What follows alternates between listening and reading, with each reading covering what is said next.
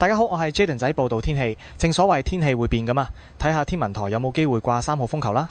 受高空反氣旋影響，廣東沿岸普遍晴朗，同時一個廣闊低壓區正係為南海中部帶嚟不穩定天氣。本港地區今日天氣預測大致天晴，日間酷熱，市區最高氣溫約34度，新界再高1-2度，但係稍後局部地區有驟雨，吹微風。稍後轉吹和緩東至到東北風。颱風蝴蝶位於南海中部嘅廣闊低壓區正係整固中，並距離本港約800公里，料喺今日6月11號逐漸發展為熱帶低氣壓。天文台今朝早表示，並視乎其同本港嘅距離同發展速度，評估是否需要喺星期四6月12號改發更高熱帶氣旋警告信號。天文台早前已經預告，該風暴將係今年西北太平洋首個熱帶氣旋，將命名為蝴蝶，其後解救決定係咪掛8號風球嘅關鍵因素。隨住該熱帶氣旋靠近，今個星期後期風勢頗大，間中有狂風大驟雨，海有湧浪。